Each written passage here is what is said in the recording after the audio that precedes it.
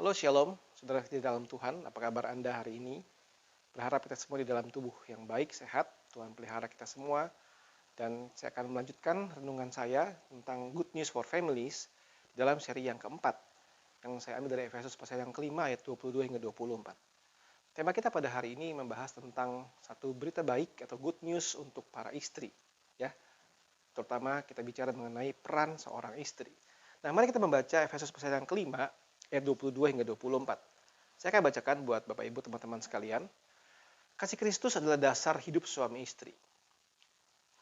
Hai istri, tunduklah kepada suamimu seperti kepada Tuhan. Karena suami adalah kepala istri sama seperti Kristus adalah kepala jemaat. Dialah yang menyelamatkan tubuh.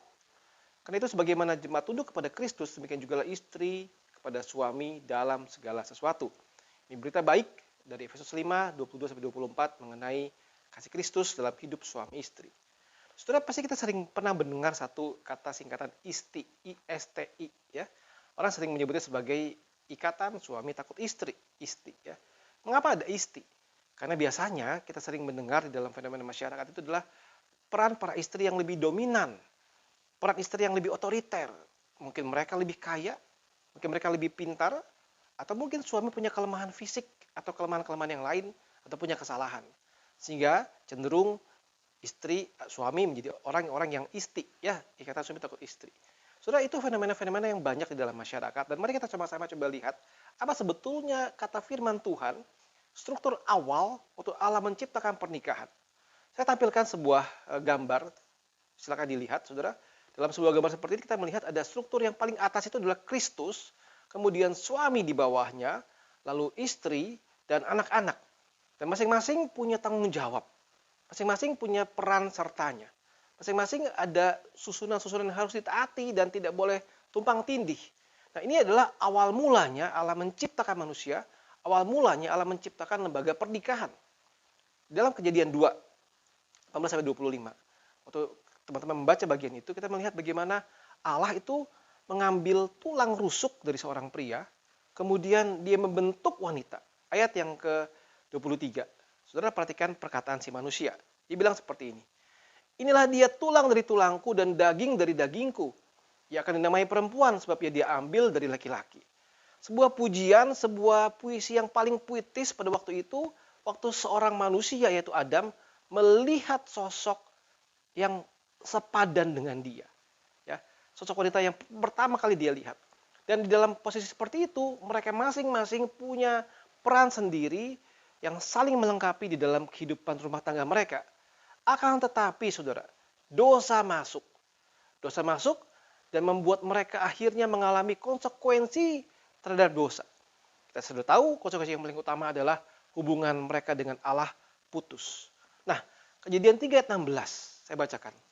Firman-Nya kepada perempuan itu, susah payahmu waktu mengandung akan kubuat sangat banyak.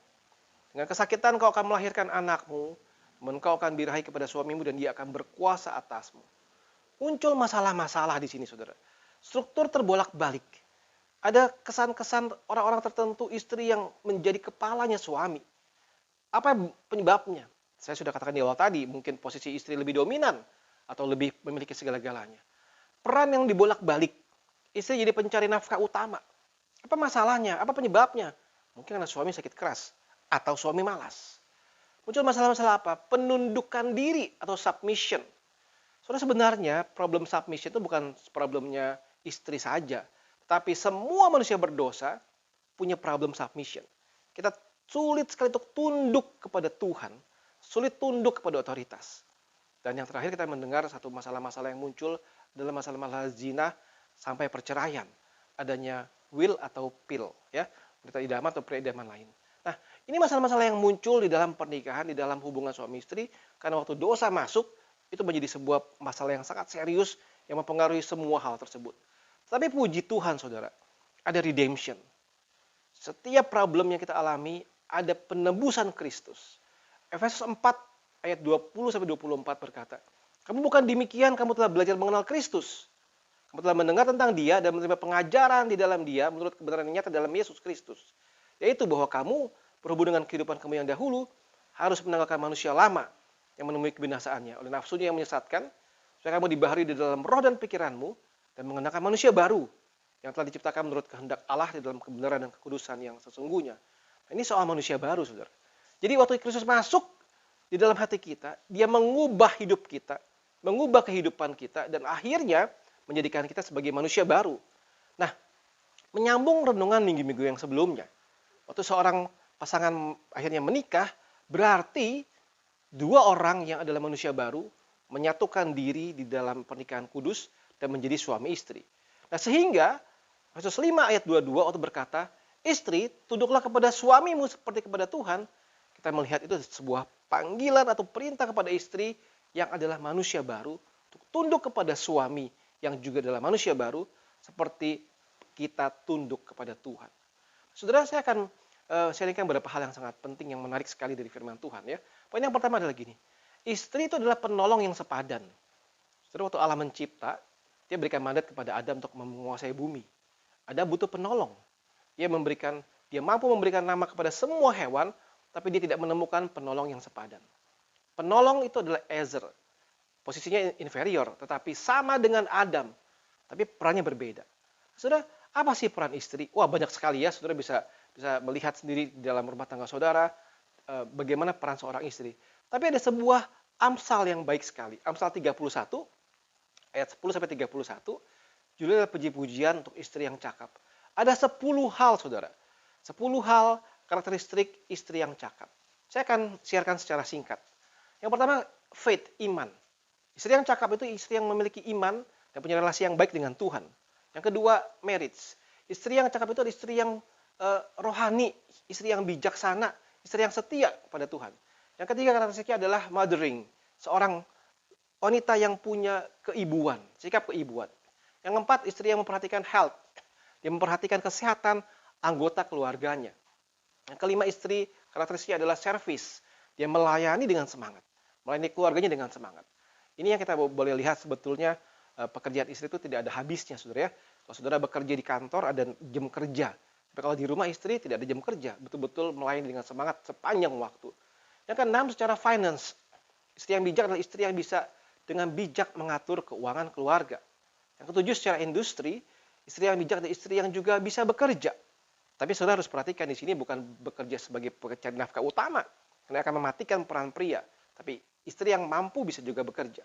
Yang kedelapan, Amsal mencatat homemaking, seorang good homemaker, seorang kepala rumah tangga sebetulnya yang bisa mengatur rumah tangga dengan baik ya, seorang yang bisa menyusun semua jadwal di rumah tangga dengan baik. Yang kesembilan, time, istri yang bisa spend time to do what need to be done, istri yang tahu prioritas di dalam keluarga, istri yang tahu harus ngapain di dalam keluarga.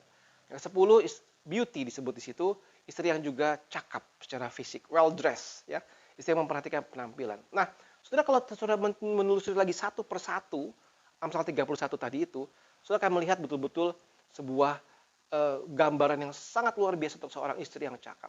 Istri seperti itu adalah penolong yang sepadan. Saudara, poin yang kedua, jadi disebutkan tunduklah kepada suami. Tunduk itu bahasa Yunaninya dalam tensesnya hupotasso itu adalah kata kerja yang berbentuk terus-menerus. Jadi bukan cuma tunduk sekali saja ya saat acara pernikahan, tetapi setelahnya enggak ya, tapi tunduk terus-menerus. Di masa lalu tunduk, sekarang tunduk dan terus-menerus tunduk. Artinya satu panggilan yang memang tunduk, submit ya. Seperti apa? Kita tunduk kepada Kristus. Submit termasuk apa? Kita menghormati suami, kita taat kepada suami. Nah, ketertundukan istri itu adalah pedoman dari Tuhan agar bisa langgeng hidup bersama. Jadi bukan masalah kelemahan para wanita saja. Ya. Kemudian ketundukan istri itu juga adalah bukan berarti dia kehilangan pendapat pribadi, saudara. Dia harus bisa bicara, jangan cuma manut saja diam. Karena pernikahan itu adalah satu penyatuan, kalau pakai istilah bisnis merger, bukan akuisisi, bukan mencaplokan, ya. Tidak menghilangkan karakter istri, karakter suami, karakter yang dalam keunikannya si istri, tidak. Dia harus bisa berpendapat. Dan ketertundukan istri itu adalah tunduk bukan hanya untuk keputusan yang tepat, bahkan juga untuk keputusan yang keliru. Nah, ini jadi satu tantangan tersendiri, saudara sekalian, ya. Beriman, minta hikmat Tuhan. Maka karena itu, saudara, ingat pernikahan harus pernikahan dua orang manusia baru. Bahkan untuk hal-hal yang keliru pun, istri harus tunduk kepada si suami. Nah, saudara, yang ketiga, yang terakhir. Suami adalah kepala istri seperti Kristus adalah kepala jemaat. Saudara, Allah lebih dulu menciptakan Adam. Dia menjadi kepala. Ini bukan masalah diskriminasi atau anti feminisme. Kok lebih utamain cowok sih, cewek enggak? Tidak, saudara. Ini masalah kedaulatan Tuhan Allah yang menciptakan lebih dahulu manusia atau laki-laki. Kemudian laki-laki itu menerima panggilannya, dan di sini peran laki-laki adalah dia tidak boleh abuse istrinya. Tidak boleh bertindak semena-mena kepada istrinya, tapi harus berkorban untuk istrinya. Saudara, yang dilihat adalah begini. Kristus kepala jemaat, dia lebih dahulu berkorban bagi jemaat. Dia mati bagi jemaat, dia melayani lebih dahulu. Saudara, kita akan bahas ini minggu yang akan datang tentang suami. Kalau saudara memperhatikan bagaimana Kristus mati bagi jemaat, kita melihat bagaimana Kristus memiliki otoritas atas jemaat. Dan jemaat harus tunduk kepada Kristus. Demikian pula relasi suami istri. Jadi suami tidak bisa abuse istri. Suami tidak bisa mengatakan mumpung lihat lu baca Alkitab ya, lu harus tunduk sama gua. Tidak, saudara. Dia tetap harus melakukan lebih dahulu bagian dia sebagai pemimpin, sebagai kepala jemaat, yaitu apa? Berkorban bagi keluarga, bagi istrinya. Saudara, sebagai penutup mari kita kembali kepada ordo yang Tuhan tetapkan. Jikalau hari ini saudara sedang dalam pergumulan relasi suami istri, saya anjurkan kembalilah kepada firman Tuhan, carilah pendeta yang bisa menolong, konselor yang bisa menolong, dan marilah kembali kepada ordo yang Tuhan tetapkan. Jadi kita sudah lihat lagi ordonya. Bagaimana harus Kristus di paling atas, lalu suami yang memimpin keluarga, dia menyediakan segala kebutuhan keluarga, dia menjaga keluarga, lalu istri, dia memberikan rasa tenang, dia mengajar, dia memelihara, dan anak-anak pada akhirnya adalah mereka adalah orang-orang yang mengasihi orang tua dan taat kepada orang tua. Ini adalah biblical ordernya, saudara. Kembali kepada ordernya.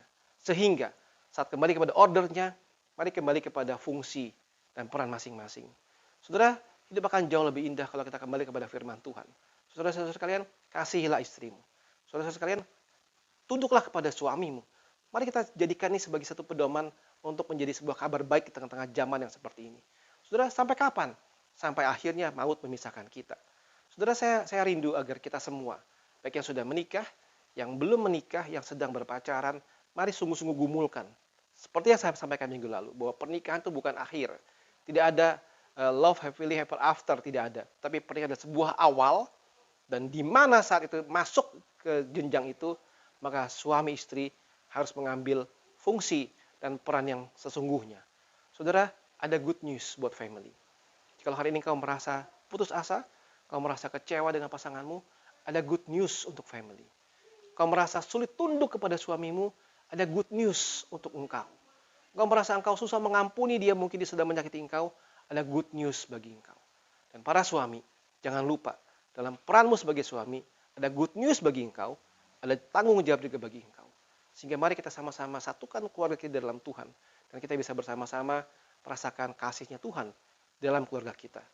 Ada good news buat family kita. Tuhan berkati kita sekalian.